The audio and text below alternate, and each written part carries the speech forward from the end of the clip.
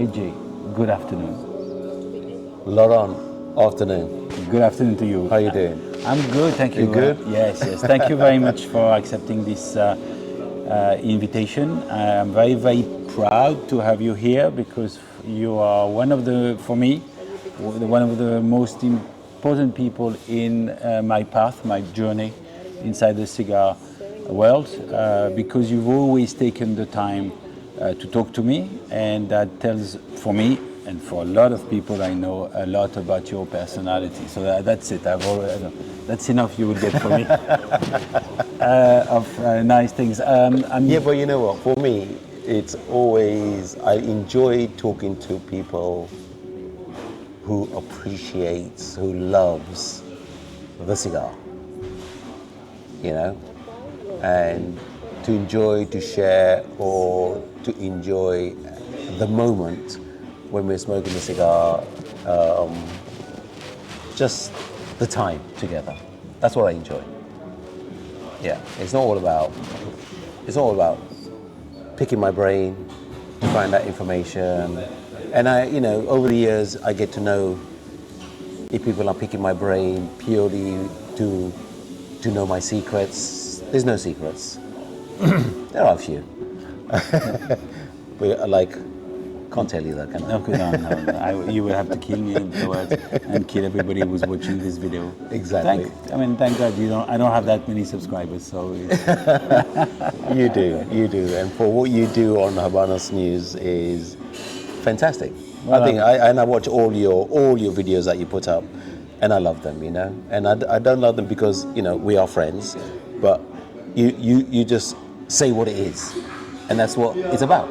I try to give the information. The truth information. Yes, and try to correct things when I think they're wrong. And as you know, there is a lot of Habanos and Cuban bashing in general in the world. And I try to, first of all, my aim is to say to people, stop. This hatred thing.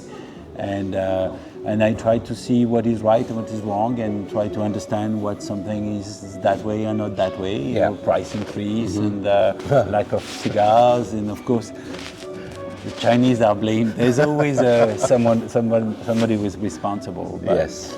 But so I would like to know more about you, about your journey into cigars, because you did not inherit the cigar business. No, we didn't. So no, we didn't. It's definitely work, and what interests me is your journey, and it's a family journey, because you didn't do it on your own. No, and I could not have done it on my own. Exactly, and your boss is here. My boss is here. Yeah. So. Yeah. Luckily, she's not here. Yeah, she's just left for a few minutes. So. Yeah, by the pool. Yeah. Yeah, she topping the me, tan up. She doesn't have to control this. She's all about marketing, it's important. So what I would like to know is if you can tell us how you started, how one starts in the cigar business. Because what people have to understand, especially the young people, cigar was not as big 30 years ago, 40 years ago, or even 50, 60 years ago as it is now. So the thing was not as big. So I would like to understand how suddenly you became who you are now, and dedicating everything to cigars, nearly everything to cigars. And my life. Yes. I asked you this question yesterday. How did you decide 30, 40 years ago to age Patagas D4, because I didn't know anybody who was doing it. A lot of people probably regret it now that they didn't do it. But so I'm interested in your journey. So the journey originally started, obviously, when I was going to school, and the days where,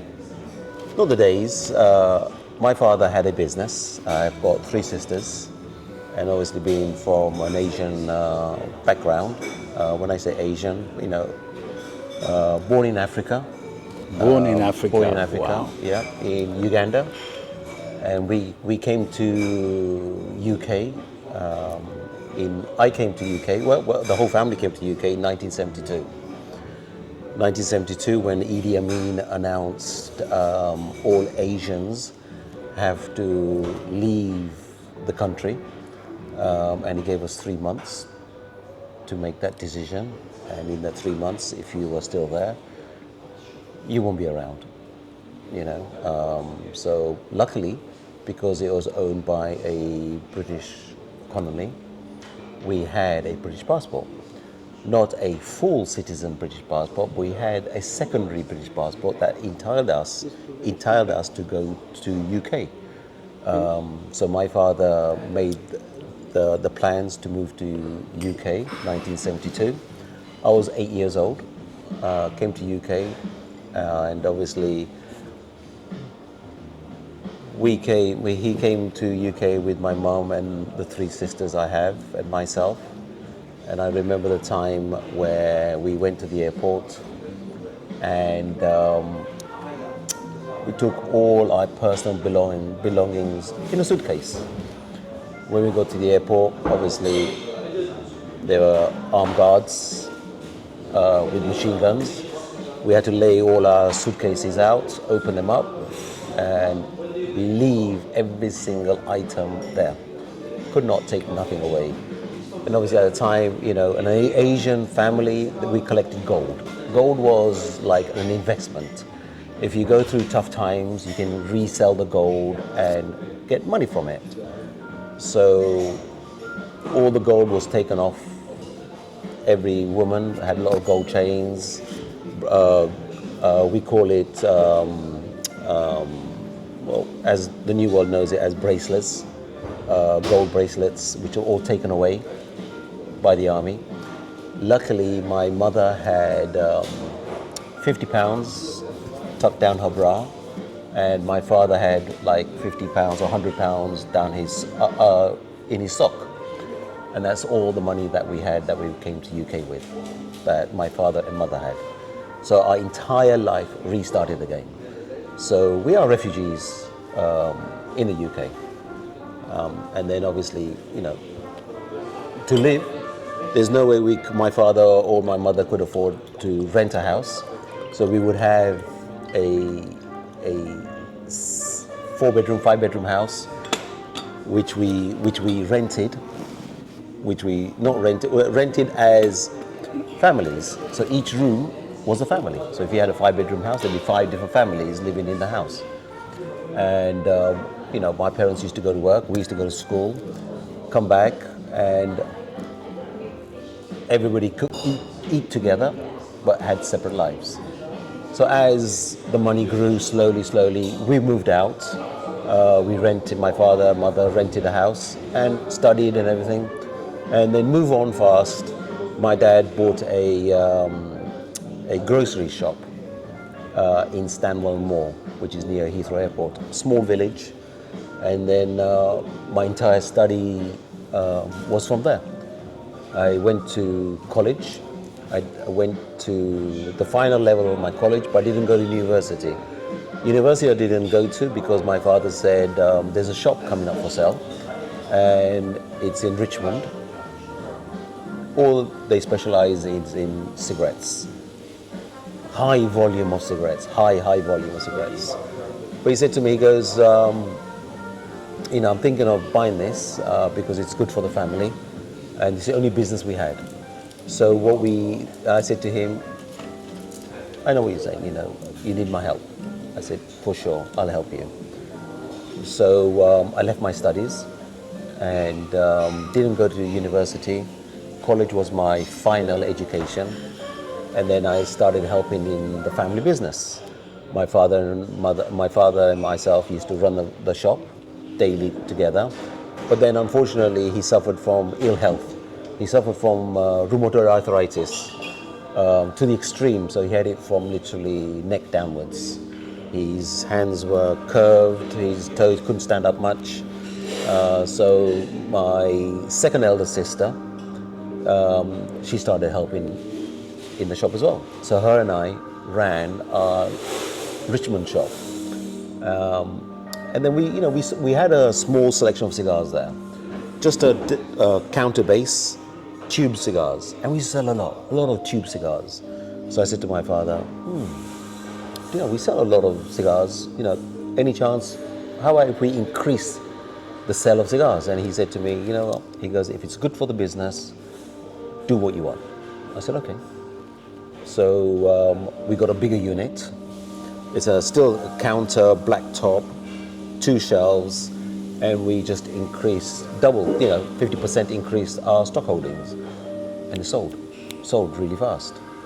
And then we decided, we had a shelf, a wall that we sold magazines and newspapers. And in those days, you could get good margin. They used to give good margin on newspaper sales and magazines, but it wasn't much. So we decided to stop selling magazines and newspapers and change a wall, make a whole wall of built cabinet, angled shelves that we can increase the whole volume of cigars. And I remember the day where at the time it was John Solomon, one of the importers of Cuban cigars. Hunters and Francos was the next one, and Knight Brothers, who had the rights to import Romeo and Juliets. Joseph Samuels imported Bolivar, I think Rafael Gonzalez, and all big other brands. So until 1990, there were... this was this was the 80s, mid-80s. That's why before 1990, there was many distributors distributing different brands. In the UK. In the UK, In the UK, yes. And the other one is San Louis Rey, which was by Julius Silverman family that used to bring in San Louis Rey products. So what we did, we got in touch with all these 3 companies, and we said that we were thinking of making a wall unit, sliding glass, angled shelves that will hold all the cigars. So we got them in, and we told them what we wanted. A sketch on a piece of paper, A4 piece of paper. This is how we want it. And they said, okay, look, went away. A couple of weeks later, or a month or so later, came back. We had all 3 of them come back to the shop, and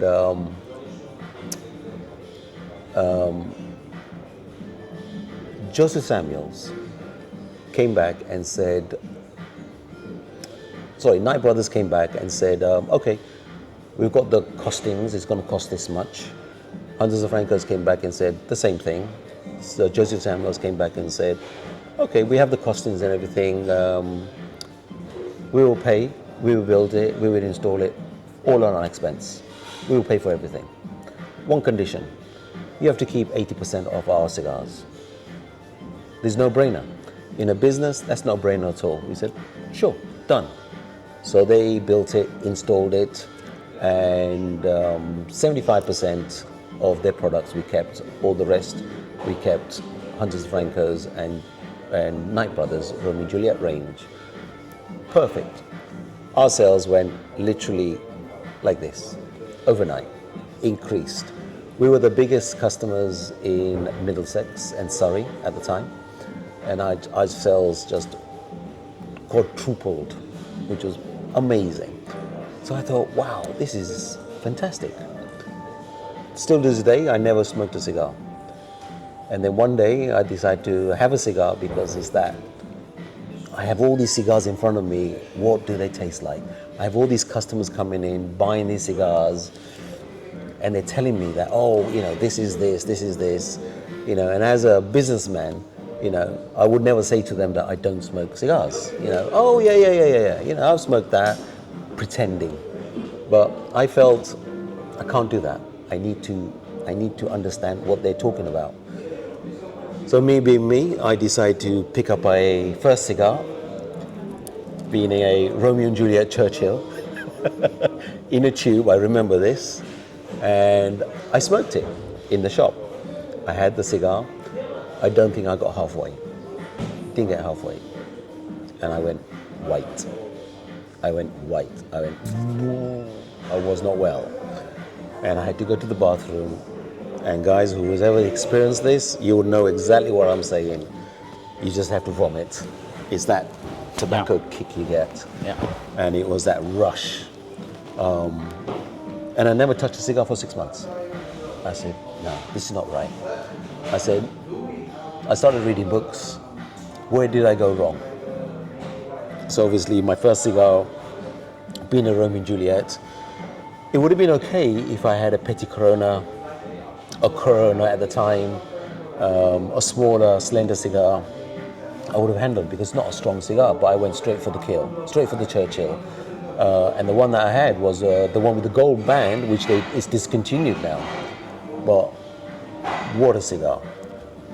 So I started again. I started reading books, talking to people, understanding, and then I had I can't remember my second cigar I had because I just can't. You always remember your first drink that you got drunk on, and you never ever have it again, do you? Usually not. No. So I started from the basics again, learning about cigars. Literally self-taught. I am self-taught completely, listening to other people and trying it myself, reading books.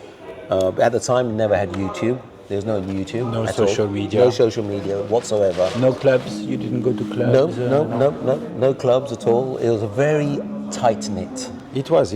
I mean, I remember when I started in the beginning of the 90s, you smoked cigars like you smoke cigarettes. You kept to one brand and sometimes met someone who smoked his cigar, maybe shared one, but it was not easy to get. There was no cigar world. No. Know, or maybe in the clubs in London, but I of course I was not a part of it. No. You're too young.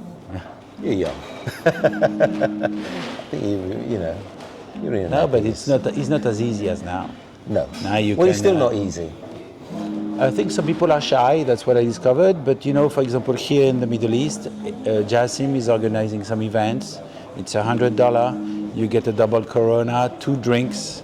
I mean, which is a good deal. It's a very good deal. It is. And you meet guys like Jassim. You can talk and meet other guys, and it's not cheap, but it's affordable. I mean, anybody who wants to. I wish I had this when I started, and you too probably. But so now I think if you want, and there are also YouTube, your videos. I'm going to put, of course, the link to your channel. I've seen some 10-year-old videos on YouTube. You're one of the earliest guys on YouTube. You did the launch of BK. 2010. You did the launch of BK. Yes, I that's love one of watching my first those videos. I put up. And if you look at it now, then it's still up there, and it's a great video. Rustic. Don't know what I was doing, but and the camera equipment at that time, batteries didn't last very long. You had to carry stuff. You couldn't enjoy your cigar at the same time. So but I mean, I love watching the old videos because obviously it's not as easy as now, and the editing and so on. Correct. But that the information is there, and that's why YouTube is in social media and internet is so useful because we can keep those memories now. It's a good benchmark to have, isn't it? Yes. It is great. Even sometimes I go back to my 2010 videos and just sit there and watch it, and I'm thinking, wow, that's rustic, isn't it? But you know what? That's the beauty of cigars. Of course. It's that rusticness of it. It's that myth of it. Yes. Yeah, and the young guys who watched me doing a video about the Behiki launch in London, matter of fact. The launch was in London at the I should know this. I can't remember. Hotels. It'll come to in me. a garden, no? You should come on. It's where Prince Diana and Prince Charles were involved in when they got married. The Goring Hotel. Okay. The Goring Hotel, and it's a boutique. Beautiful, lovely garden at the back, and Hunters did their first major event there, launching in 2010 Behiki. It was a 56 as well, the Behiki 56, and wow, what an amazing cigar then. Yeah, I still have a few boxes of 2010.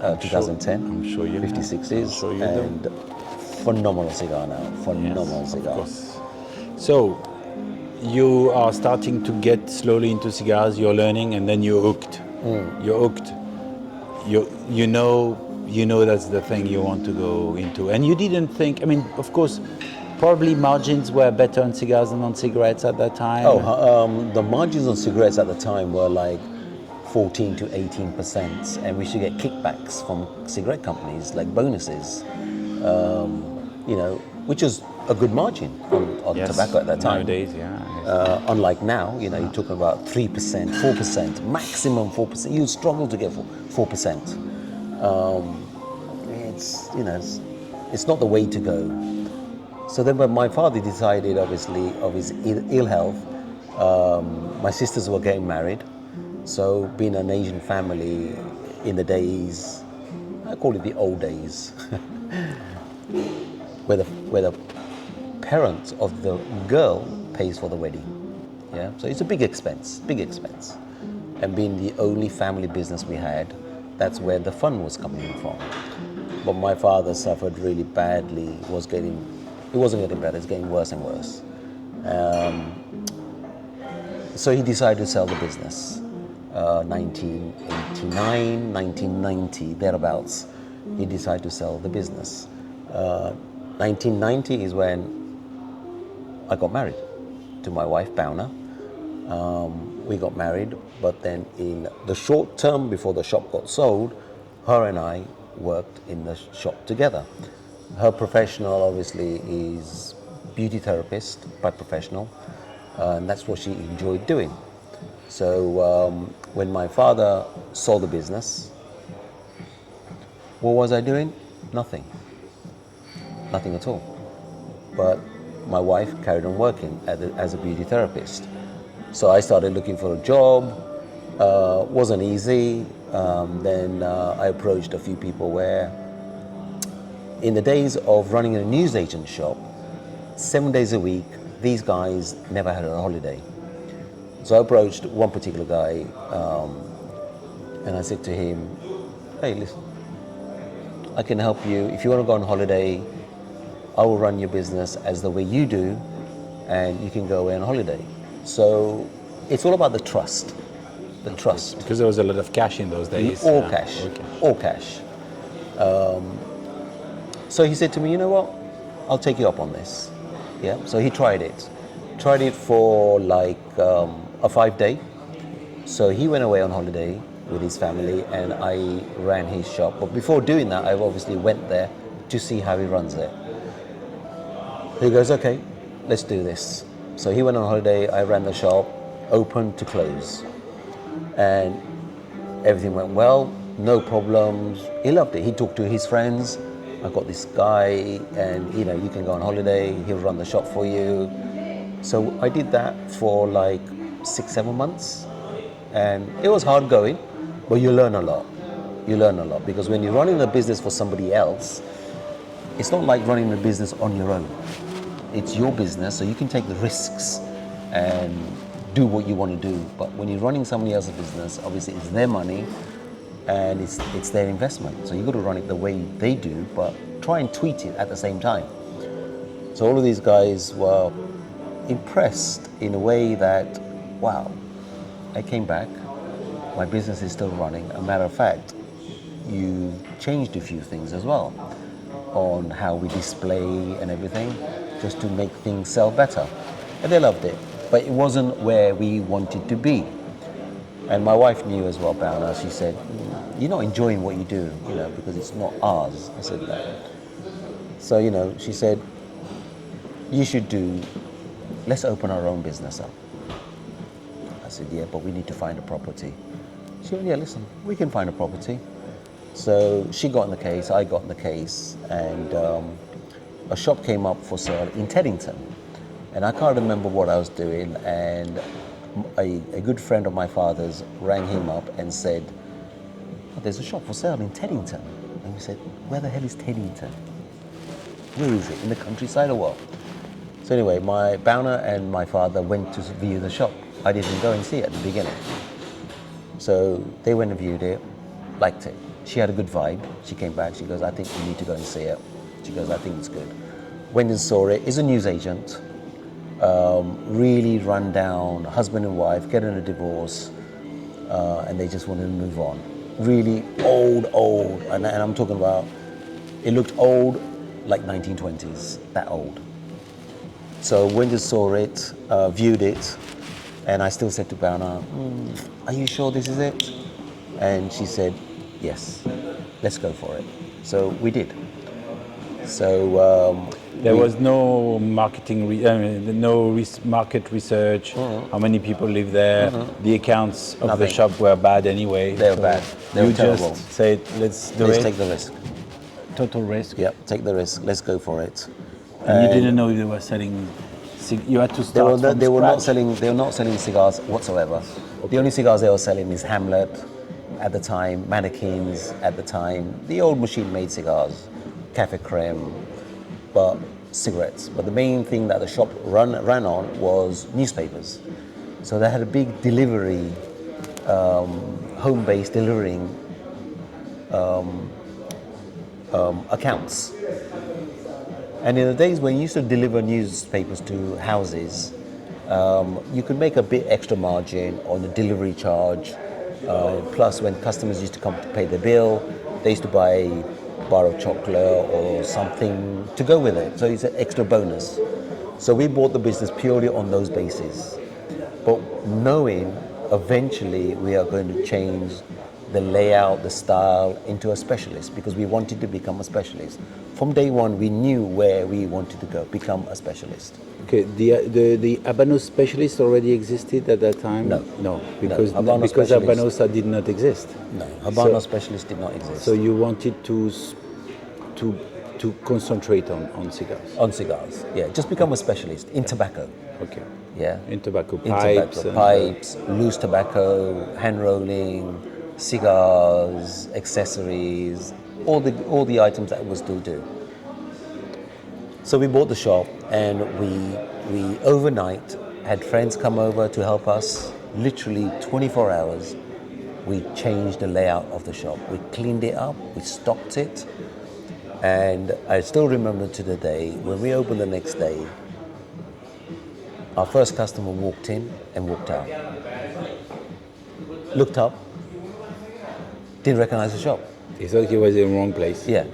Came back in, saw new people in there, and we just said, under new management.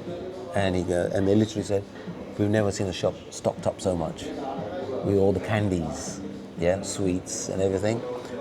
And he went, wow. And then we started from there. Bauna carried on working as a beauty therapist in London, and she would ring me every day and say to me, how is it? And I said, I don't know. I've had 3 customers since the morning. I went, oh, have we done the right thing? And she was really positive, you know.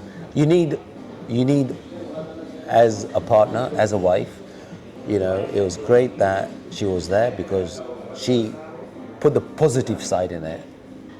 Don't worry, we'll be fine. You'll be there. You were the worried one. Of course. You had doubts. Huh? Yeah, you know, we didn't have children, you know, at this time. It was just her and I, and obviously we had rent to pay, we had rates to pay. We didn't have any wages to pay, but we had to sell to buy more stock. She goes, don't worry, we'll be fine. And then the shop over time got busier, which was great. But when I'm talking about delivering newspapers, Laura, there was a flat upstairs which we couldn't live in it because it was terrible.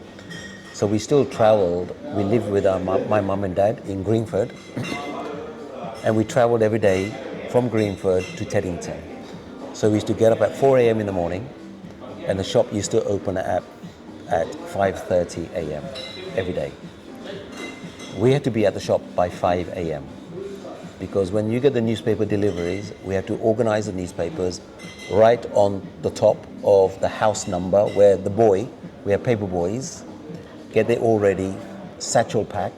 So they used to turn up at 6 a.m. in the morning to get the papers out to go and deliver before they go to school. So we had 13, 14 paper boys that used to turn up in the mornings. Wow. We had to make sure all of this done before they turn up because they could not be late. So we used to get up at 4 a.m. every day, drive to the shop, get the papers ready, and then luckily in the back room we had a bed. We put a bed in there where Ban and I took turns to have a sleep because it was a long day. And we did that for a while, and it, decided this is not right. We can't do this. We need to renovate upstairs. So understanding we get them 7 days a week, 4 o'clock in the morning, shop closed at 6 p.m. When we closed the shop, we used to go upstairs and decorate. Wow. Oh gosh. Not an easy ride so far. Hard work, dedication. Mm-hmm. It was tough. It was tough. But, we knew we had to do it. We had no choice. And I remember she just said to me, she goes, you know what? She goes, we need to move upstairs. Let's get one room done. So we got the front bedroom done, front living room done, and we had a fireplace in there. The flat never had central heating, no heating whatsoever. And this is the UK, huh? Yeah. Winters are cold. Yeah, winters are cold. And we had a fireplace. So we used to make the fire. We used to log fire. Yeah. Ton of logs on the side. We used to burn the fire. And that's where we slept. We moved in, cleaned that room up, and we slept on the floor, mattress, with a burning fire, her and I, and we just did that. That's romantic. It's romantic At that now. time it wasn't. Yeah. A lot of people are, sitting comfortably in central heating, thinking, wow, that was very romantic. But Yes. no, I can imagine it was. And for those who don't know what it's like to live or sleep in a room with a fire, you smell of smoke. Yes. All the time, Yes. your clothes and everything. Yes. And you would have to have a window open because you need to get that air coming in.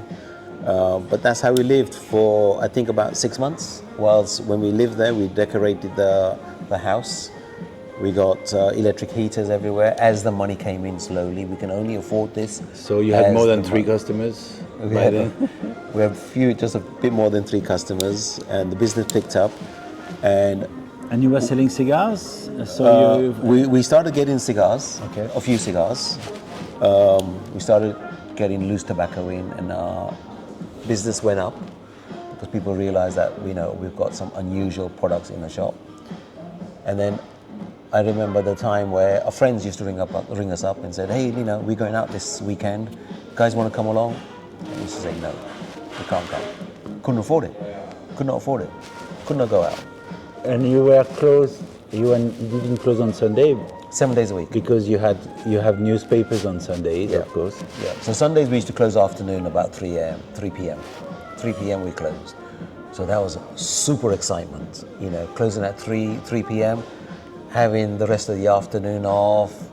But we didn't go out. We just stayed at home and decorated.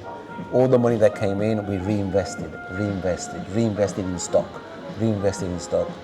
Had cabinets made of wood. We found local cabinet makers, 2 guys, purely because they smoked hand-rolling cigarettes. Got to know them, and we said that they found out what they did, and we said, look, we want a cabinet made. I said, yeah, sure. To hold cigars, basic humidification. Used to have humidification pads on the back of the shelves. You couldn't see them, but the shelves are angled, but the humidity used to evaporate. But you have to fill it up every day. So we built a first slide cabinet, 7 foot tall, 1.5 meters wide, double sliding glass, full of cigars. Looked beautiful. Beautiful. I'll see if I can find a few pictures to send to you. You can put it up. And then cigar sales started coming in. The word of mouth got around, and we built the whole shop of wooden cabinets, which looked beautiful. We stopped selling newspapers, but we still sell a lot of confectionery. Had a lot of accessories, but the unit became too small. And part of Hunter's, obviously moving on in time, Joseph Samuels were no longer then, Knight Brothers were no longer, and Hunters and Francos took over the entire portfolio of Habano cigars. So they had this, if you didn't have a walking humidor, you weren't a specialist. You have to have a walking humidor to become a specialist. So we thought, you know what, okay. So we built a walking humidor on the front shop, front window, and an angle. Our guys who made the cabinets, we drew it on a piece of paper, and they did it. Built it, beautiful. Small, but it worked well. And understanding that time, we sold all cigars. We sold New World cigars, and we sold Cuban cigars, everything. And that's when I get to know Otoro Fuente, the Opus X's, the short story, the VSG. So I used to source all of these myself and bring them in and sell them in the shop. And we had a whole good range of cigars, and the business just picked up more and more and more. And obviously, that was fast forward. And before we got there, obviously, Bowner, I needed her in the shop because we couldn't afford to employ anybody. So she left what she enjoyed doing, beauty therapist, and her and I started working together, husband and wife. And Which is never easy for anybody here who's not married. Being husband and wife is one thing. Being 24 hours together, you're testing your marriage. The people who run the shop before you, the marriage didn't last. Correct. Because you're tired. Yeah. Some people are not nice. They put pressure on you. There's probably one every morning a delivery boy missing, one who's sick, one who has cold feet, one who doesn't. That happened a lot. Get up. So you have to manage people. Rain, and kids. sun, sign, snow. You would have to go and deliver. To the extent, if there's a magazine missing from a Sunday Times, You have to go and get. and the customer rings up and says, I haven't got this magazine, I need it. You would have to go and deliver it. Yeah. And me, get on my bike, cycle to the house. There you go. By that time, you knew all the streets of All the Teddington, streets. huh? All the streets. Of course. Yeah, every Wow. single street in Teddington, we knew. Definitely. Okay. So we've been there. Definitely, and I understand that life. Yeah, where a lot of people say, yeah, but you must have been handed this business on a plate to you. No. You started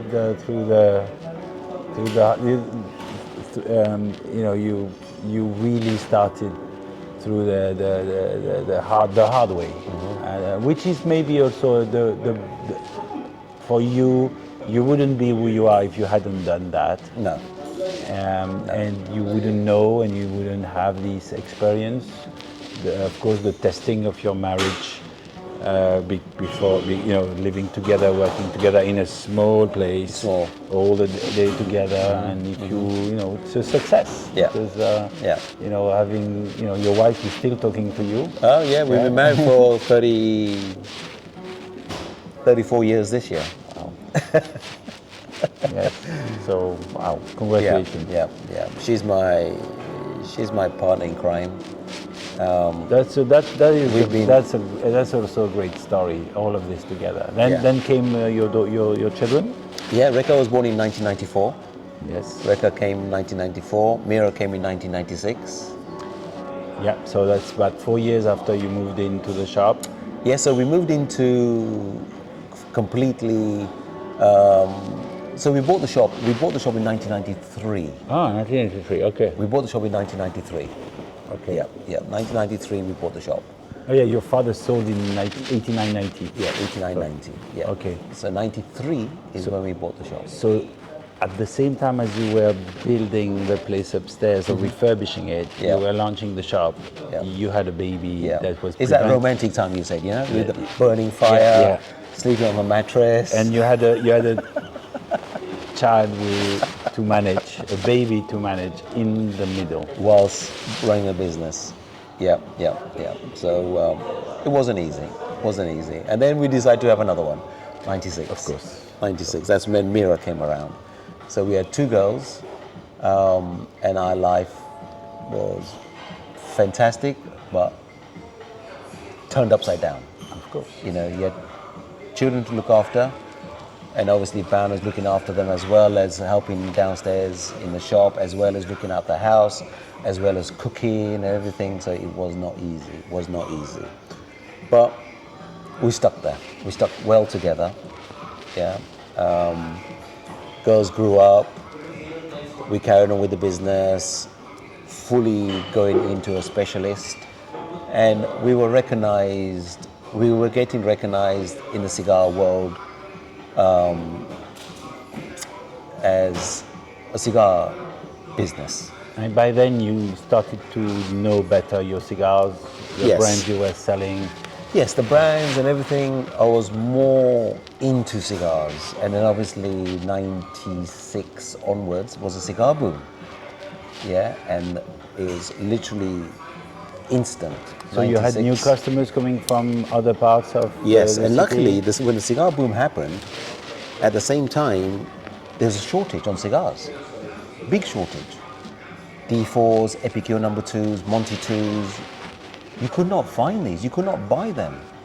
Yeah, even from my suppliers. So everybody that used to go and have their usual suppliers, they weren't having stock. So these guys started looking around. And we were new to the game at the time because you've got all these old cigar shops in London that had been there for hundreds of years. And they were having difficulty getting stock. So these guys started looking around. Someone must have it. So they used to ring us up. Oh yeah, we've got a box of, super excited. Wow, we're going to sell a whole box of Monte Cristo number 2s. You know, a whole box of D4s. Because you were selling mainly sticks at Sticks, the time. mainly sticks. And then all of a sudden, 96, 97, we were selling boxes that we had in stock, thinking, wow, this is fantastic. You know, pick the phone up, talk to Hunters and Francos. Oh, can we have some more D4s? Oh, sorry, haven't got any. And thinking, damn, we just sold our last box. Not realizing there's a shortage. And then obviously doing a bit more research, then I found out there's a huge shortage on cigars. So every time we managed to get 4 boxes, I would put 1 box aside. You know, just put it away in case for a rainy day. So our stock holding started to build, but still we kept on reinvesting. We never spent the money, just reinvesting in the business. And that's how we grew. And the cigar boom lasted until 1999, at least, 98, 99. It was good 4 years of an amazing boom. A customer gave me an old cigar, you know, because he knew I smoked cigars. I never smoked your super fancy cigars, and always understanding, you know, where the money is. So when the rep used to come to the shop, they used to give us, you know, Monte Cristo number 4 because they get given it. So that's the stuff I used to smoke. And then gave me this vintage. I smoked it away. Wow, what is this? And you get a taste of it. And then started learning about how does this happen? And it's all about how you age your cigars. So I started going to Christie's auctions. Christie's used to do auctions then. Went to Christie's auctions, my first auction I went to was in Christie's. Went there, I sat at the back and I was shaking like this, thinking, shit, what do I do? First auction I went, I just sat there and watched. Didn't buy anything, just see how it worked. And then when they had another auction, I went back again, pre-read what they had in the book, and I had certain markings. Okay, I want this. What did you have in mind at that time to buy? It wasn't for your consumption, obviously, because at that time you were building up, you know, money. You needed money, so it was an investment. Yeah. That you know you had to think about how can I sell this, get people to understand vintage and Yes. But I only stuck to the brands I knew. You know, Davidoff at the time, we never sold Davidoff cigars because they would not supply us, because you have to be a depositor, and we weren't a very big customer of theirs, so they never gave us an account. Cohiba cigars, it took us a long time to get the Cohiba cigars because Hunters had the same membership. You have to be a very good customer to have a Cohiba cigar. So I used to buy my Cohiba cigars to the second market. Yeah, all real, but there are other people selling Cohiba cigars. I used to buy from them and sell them in the shop. And I remember Hunters came in and said, "Oh, you got Cohiba cigars, you haven't bought them from us." I said, "Well, you don't supply me. If you don't supply me, I will find them somewhere else. It's my business, and I can buy wherever I want." And then he said, "Okay, we will supply you Cohiba cigars." So that's when Hunter started supplying us Cohiba cigars. And then a few boxes came up on auction, Cohiba cigars, Davidoff cigars, and your normal brands of Bolivars, Romeo and Juliets and all that. Items I knew where I could afford to buy, that's what I used to buy. And then I also saw these other boxes come up, super rare boxes. Now I know they're rare. Yeah, because at that time, all those special boxes, I mean, in my journey, I never saw those fancy cabinets, because I would go and buy the cigars I smoked, which were Ramonayones, specially selected, some Bolivars, but I was not offered. I didn't know they existed even. So, and they were not sent to you. No. Those special cabinets, because at that time you didn't have limited editions. Regional edition obviously did not exist before 2005, 2000 for the limited edition. So, but they were making anniversary cabinets at that time. They were making special. Yes. But these were only in London, I guess. Yeah, only in London. Only the super specialists used to get them. Yeah. But then you had these customers selling the boxes through Christie's auction. Christie's was the first Cuban cigar auctioneers to sell Cuban cigars with their wine auction. And how did they handle the humidity at that time? Because it was not a big thing. I mean, no. And reading books, and all the books said 70% humidity. They very rarely talked about temperature control. Very rarely. It's all about the humidity. So you read the book, 70% when you're in humidity. the UK, and our weather's you're not our like weather's at good. 40 degrees Celsius. No. So our weather in London is very good, where you don't have to control the temperature so much. So we didn't have an air conditioning unit in our walk-in humidor. We just had a humidification system. And matter of fact, in the winter, it got so cold in there, so cold, I had to put a heater in there to warm up the air because it got too cold. And that helped the moisture as well because it built up the humidity. But you learn this, try and test it. That's what you call relative humidity. Relative humidity, correct. But again, like I said, you learn this as you're going along. It's not a perfect science. You have to see. You learn how cigars react to everything, and perfection does not exist. No. Because humidification systems, I said, you put within 2 meters. The humidity is different at the top and at the bottom. Hence the need difference. to move the cigar sometimes. Move them around. And so you learn through looking at the cigar. At the end, the cigar is talking to you, saying, "I'm a bit dry. I'm a bit wet or over wet." Or over wet. Over wet, And I had cigars in there where the humidity was too high, and they were like this, sponge, literally sponge. Yeah. But it's not the end of the world. No. You know, as long as it's not too brutal and it doesn't go too dry for a certain amount of time, you can bring them back. You can bring them back. Yeah, just by moving them around. Yeah. Just knowing where the high humidity is, low humidity, zero humidity, just moving the stuff around. Yeah. So you learn, try and test it. So it's all self-taught. All self-taught. But mistakes happen. Lots of mistakes. I would say catastrophes happen when you don't look at your cigars. Yes. Because they can't look after themselves. Exactly. Boxes don't get dry in one day. No. Boxes do not get dry or over wet unless you really have. Absolutely. we have this box here. It's not since we've arrived here, hasn't been in its humidity. Oh. Yeah, but the beauty of it is now that you have the Boveda packs. You put a small Boveda pack in there, it does the job. Exactly. It doesn't have to be in a humidor. It's got a Boveda pack in there, and it works well. But obviously, those days you never had a Boveda pack. So moving forward, '96 we had Mira. Come 2000, 2001, 2004. The talk about the smoking ban was coming into the UK, and we were worried because people could have a cigar in our shop. I used to smoke cigar in the shop while serving customers. Yeah, it was the aroma. Good old days. The aroma, the good. You would old days. attract people from the street with the smell. Yeah. Because those days you could smoke cigarettes, cigars in the restaurants, everywhere you go. You could do everything. We are the last generation to do that. Well, UAE still has that. Dubai still has that.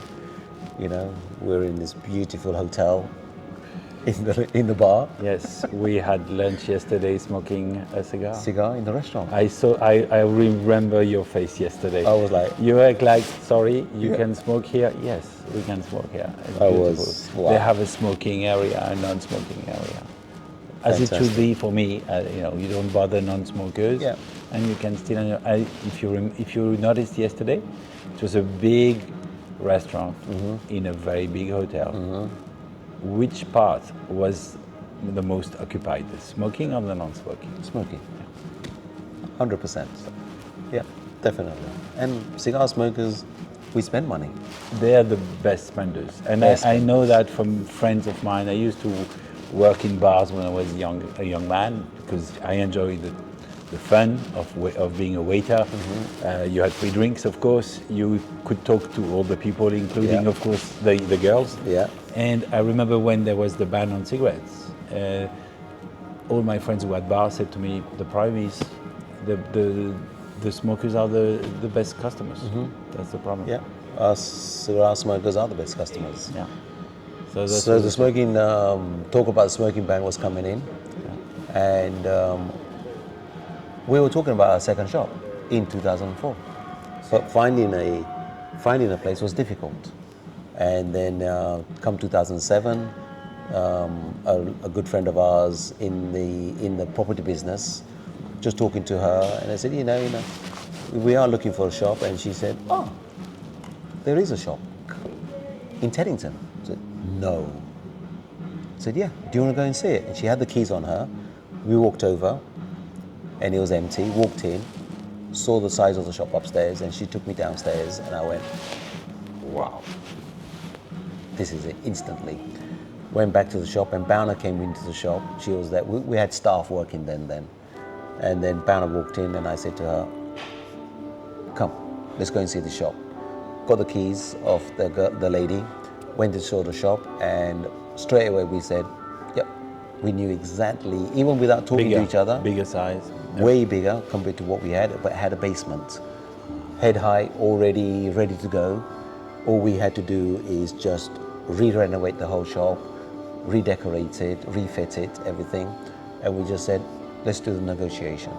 So we did it, we got the shop, and whilst we still had the shop in Teddington, we renovated the new shop. And I wasn't in charge of it, as usual. Bowner took care of it. The two gentlemen who made the cabinets for us, got hold of them, and we told them what we want. Completely fitted, wooden, African. I think I need to ask her, but I think it's African black mahogany, but not black, but it's that mahogany look, old fashioned, and it's still to this day, it looks new. Because wood never gets old, it just matures. Like men. Like men, yeah, we don't get old, we just mature. Yeah. And cigars. Yes. So we refitted the shop and redid the lounge downstairs completely, brought the sofas in and everything. So now you had a shop and a lounge.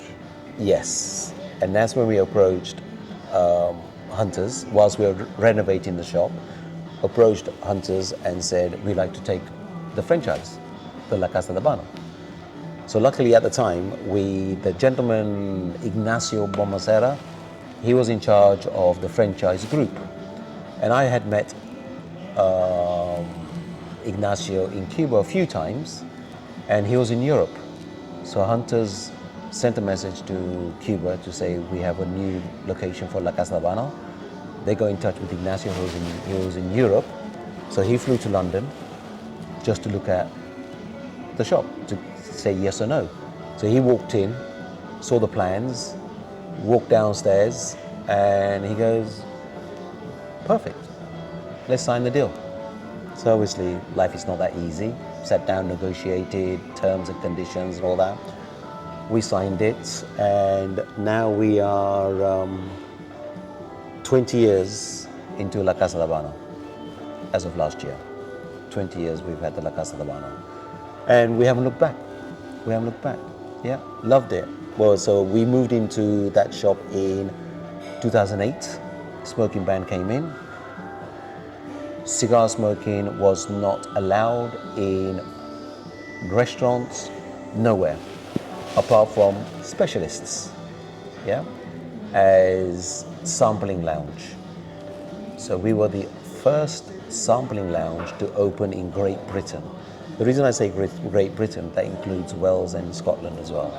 So in the whole of Great Britain, we were the first indoor smoking sampling lounge, where customers have to buy from you and sample the cigar in your lounge. They can't bring their own cigars in. So everybody was looking at us. Are we doing this correctly? And we were, yeah. So, you know, after that, you saw other lounges open up in London, hotels. Lanesborough was the first big hotel to renovate their outdoor smoking area. And it was a boom. People loved it. You could have cigars in there. Moving forward, time went on, and there's always a discussion of we wanted another shop in central London, but it's hard to find a shop in central London. And then 7-8 years we've been looking for location. We went to a lot of other we saw a lot of premises. No. Until number 6 came up. Number 6, Cavendish. Purely out of luck. You will love the story if you want to hear it. It's an amazing story. This guy, a friend of, I met this guy in Cuba. I only meet him in Cuba. He's based in Argentina. Became friends, and one day he sent me a message. I have a friend in London, good friend of mine. He's looking for some cigars. Cigars, Siglo 6s, Behiki 56s, 54s. And I started laughing. I said, you know, these are probably the hardest ones to find right now. He goes, yeah, but anybody can help, you can help. I said, listen, if he's a friend of yours, I'll make sure I look after him. So he sent me his telephone number. I sent him a message. We talked on chat, and I said to him, you know, I can, because you're a good friend of our mutual that we know the same person, I can help you out. So he goes, okay. He goes, I'm a bit busy right now. He goes, well, I'll come to your shop tomorrow to pick up the boxes and pay you. So I said, yeah, sure, no problem at all. So he rings me up the next day. He goes, oh, Ajay, I can't make it because I'm too busy. Got held up. I'm playing polo with Prince Harry. I said, as one does, yeah. I said, yeah. Stop BSing with me, yeah? Yeah, if you can't make it, just tell me. He goes, no, I am. Send him a picture. He's with Prince Harry at polo. Took a picture with him, and he's with Prince Harry playing polo at Windsor. And I'm thinking, he's not BSing with me. So I said, okay, tell you what, where are you staying? He goes, I'm leaving tonight. I have a late flight. Yeah, no, I leave first thing tomorrow morning at I think 7, 8 a.m. in the morning. So I said to him, I go, tell you what, I will come and drop off the cigars. Which hotel are you staying at? He goes, I'm staying at the Langham Hotel. I said, okay, I know where it is. So I drove up, shut the shop in Teddington, drove up to London with his cigars in the bag, and I drove on Cavendish Square, parked the car, walked to the Langham Hotel, Met the guy, had one drink, had a chat for 45 minutes. He introduced me to his friend, and I walked back to the car, and I was sitting there, starting up my Ford Granada we had at the time, old car. No, matter of fact, I had a BMW, that's right. I had a BMW M3, the four-door, old, it's a classic car now if I still had it. And then just turned and looked, and I saw a sign on the window, "To Let." And I went, nah.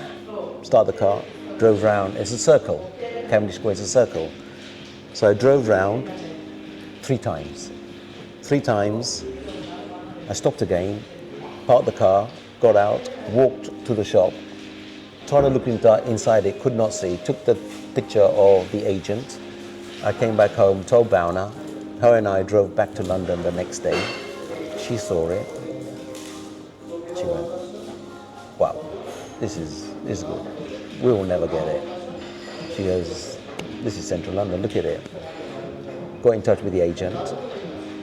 Agent took us the following week. We had a view of the shop inside.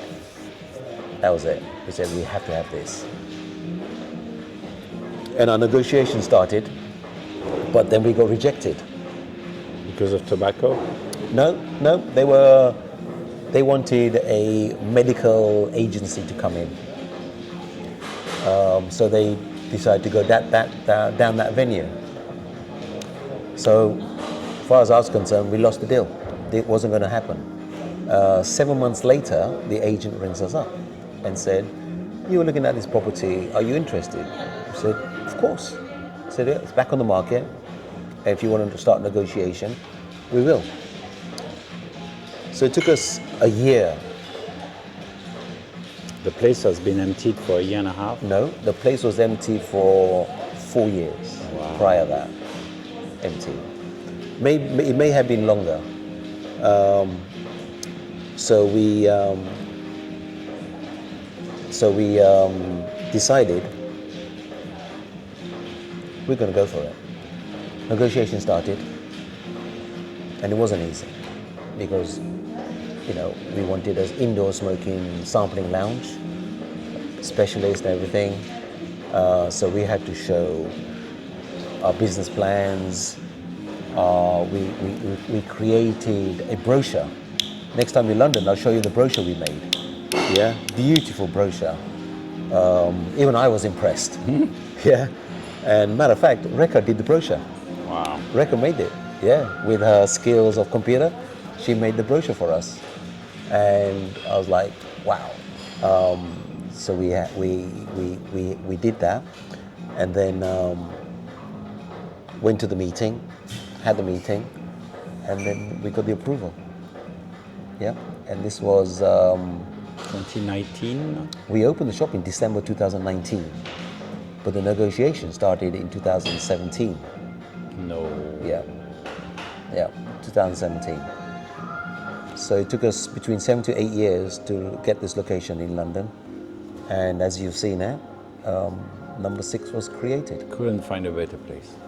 Beautiful location, huh? Yeah. And again, Bauna was the one who designed the whole shop, everything. And she worked with Massimo, with a contractor, and coming towards the end, obviously, when the paint was going on to the walls, she came up with this paint and she showed it to me. I said, "Yep, love it." She goes, "Yeah, but I'm going to paint the ceiling, the woodwork, everything the same color." I go, no, you're mad, you're crazy. It's too dark, it won't work. She goes, "What do you know?" I said, so we had this argument. She goes, "I'm doing what I want."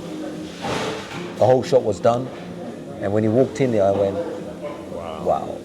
Okay, it does look good, doesn't it?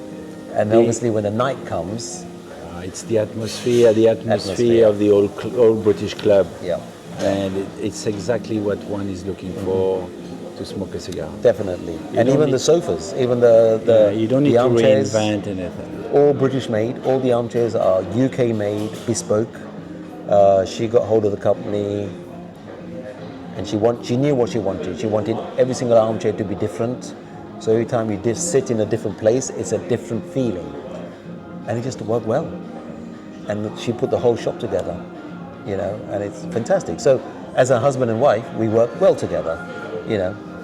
I know my cigars. And you know how to listen to your wife. Yeah, hence she's my boss. Yeah, she has the eye for that, huh? Definitely. And it's still, over time, the collection of cigars still increased. You know, people ring us up and say, you know, I have a collection, if you're interested. So we would buy collections, but I would have to buy the good and the bad, because there's a whole package. So that's how, over years, our collection have increased. Yeah. So that's where we are now, and that's how we met. And Yes, how we met Jazim and the cigar world. And you are attending the festival. It's part of the journey. You're Yes. attending Ami Cigar. I know how influential and helpful you have been to them, because I spoke to Gino. And you know, and you are now in a position, thanks to this new place, it gives you, I think, more notoriety, more visibility, because now you're in central London. But Gino and I met way before Number 6 was created. Oh, I know that. You know, and Gino and I met through a lady that used to work for us, Magali de la Cruz. She works for Lawrence in Salty Cigars. But she came and worked for us together at Teddington, like Casa del Habano, for just about a year. And it was her who said, you know, because I said, let's do a vintage tasting. So she said, look, I've got some Italian friends. I'm a member of this Amici club, which I didn't know what it was about. She went, I'll invite them. They'll come over because we're going to open up an old box of cigars. I didn't know who these guys were. They came over one weekend. In Teddington. And we sampled a vintage cigar from 1938. Juan Lopez Regale de Perfectos. I still have 3 sticks left. Wow. I still have the box. I'll show it to you. And we smoked that cigar. It was 50 counts. They were gobsmacked. Wow. And that's how our friendship built up. Yeah, Gino invited us to Italy, to their event, and we just hit it from there. We just hit it off from there. You know, and it's amazing the friendship you can build up purely because of this. Oh yes. Purely because of this. And even though you're in the business, this side is important, because you need to chill out. Because your week is very intense. Yeah. You know, I mean, you're a business guy. You buy, you sell. But this part is so fun. It's fun. It's important. Yes. It's not all about the business. You're gonna make the fun of it as well. Yeah. And I smoke my cigars. I'm lucky to have Rekha in the business now. Yes. And I can enjoy sharing the cigars with her. You know, she's the next generation, and she came into the business purely because of COVID. But I think it's also a big, not a victory, a big satisfaction for you. I mean, as you discussed it before, Asian family business, and I met Mira. She has a great career. Yes. She loves what she's doing. She's happy. She's in the music business. Works for WME. Loves music. How much we love, Rekha and I love cigars. She loves music. Yeah, and she. When your child says to you, I love what I do, what more can you ask? Exactly. We're always worried about our kids. We need to see them happy, stable. Sometimes they take decision and you're like, let's see. Yeah. You're there as a safety net. Yes, but when your child comes up to you and says, I hate what I do. I don't like what I'm doing. I don't like my job. They're not bothered getting up in the morning, you know, but she's up. She's up at 6, gets to the gym. She's at her desk sometimes 8:30, 9 o'clock. She's the first one there. Bang. And, you know, she's done very well. Yeah. Very well. And so Rekha, who's your oldest daughter. Correct. because of COVID, thanks to COVID, is COVID. now fully involved. So you've lost one position. You're number 3 now. Number three. In the ranking. Number 3. In the ranking. Yeah, 100%. And she's very impressive, to be honest, because I went to the shop unannounced last time, and I think I had seen her maybe once, and she, I saw her in action, and she is, I mean, you have, it's what, 30 years of, even more, you have 40 years of experience. Yeah. She only has like 5, Yeah. and she's already catching up. Yes. And that's the satisfaction. Yeah. Because 100%. she's here. The business is there and will stay, and so I can imagine the satisfaction in this. I love it. We both, Ben and I, both love it. At least Mira is doing what she wants to do, and Reka has come into the business to take the next step forward. And it's for her. I understand. I understand the satisfaction because my son is now running the business I created in 1999. So as you know, my son has the same first name as me, so it's the same name running the company. So I looked at it the other day. Lawrence the and two. I remember Lawrence the second. Because I went there, and the staff didn't know me, and I looked at this big logo in the entrance, and I thought the day where I was drawing the logo, and I couldn't explain this to the receptionist, so forth. And she said, "What is your name?" So I gave her my name, and she bugged. I asked her to see my son, but he has the same name as me. And she said, "What is your name?" So I gave her the same name, and she looked at me, and I said, "I'm the father." So I understand. In a way, it's those things that life give you. Yeah. And I was not expecting, because he was going also in another direction. Yeah. And so it's a satisfaction, because they're safe in a way. You see what I mean? They're safe, and they are having fun, and that's all you can hope for your kids to have this. But it's that inner happiness. Exactly. Yeah. Peace. Yeah, Peace. yeah. Even though you say to your children, we are happy that they joined the business. Your son, you're happy because he's carried on your other business you have as well. Internally, how happy you are. Yes, of course, yes. Definitely. Yeah, because during all those years you worry, you see them, and they have to experience life their way, and then you don't know which direction they take, and then they choose this one, and that's fine. Yeah. And love so it. I can understand the satisfaction. Mm-hmm. So I know she can run the shop now. Yes. But you will never retire. No, not going to retire at all. Like I said, it's for the new generation. What's there to come? Yeah. Watch the space. Very Watch the good. space. Very good. Very Yeah. good. Very good. We're not stopping. No, I mean, of course not. I hope not.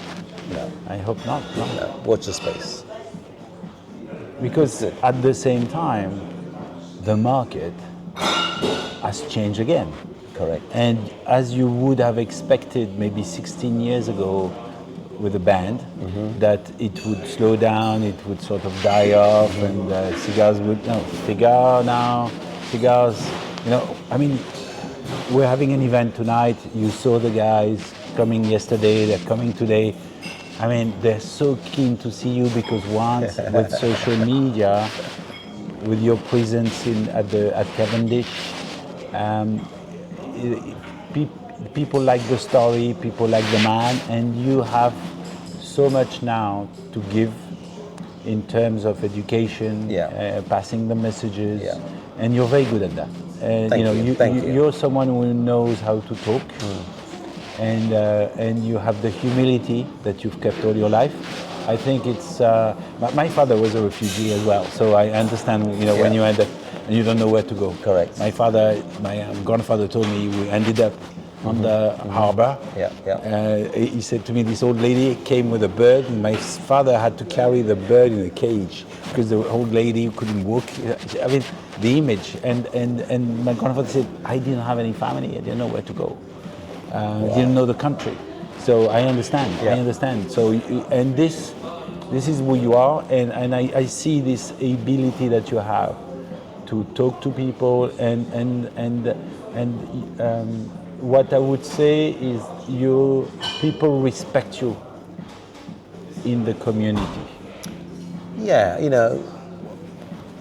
we don't like to be snob about it. The cigar culture, people want to learn, and I've been there. That's right, and I understand. And you're their always way learning as well. And I'm always learning. Yeah. But this information is good to share. Yeah, and I've enjoyed have this chat with you. It's great. Thank you very much. Thank you. You brought this box with you. Cohiba Siglo 6. Siglo 6. 2003. 2003. First release. First release officially came out in 2002, but then 2003 is when it hit the market. So these were the first Siglo 6. Yeah. The first Siglo 6s were seen in the yellow humidor, the Cohiba humidor. We had all the Siglos, 1, 2, 3, 4, 5, and 6 was when it was first launched in the humidor. Yeah, and then it was box of 10s came out. It was the last one, and then suddenly they came with a medio Siglo because it was supposed to do one after each century. And then they decided to do the medio Siglo. Half a century. Yes, half a century. To celebrate 50 years of the Cohiba brand. Yes. And hence it's called medio, which is half century. Yeah. Yes. Well, thank you. Thank you very much for your time. Thanks a lot. And I can't wait to hear what's going to happen next.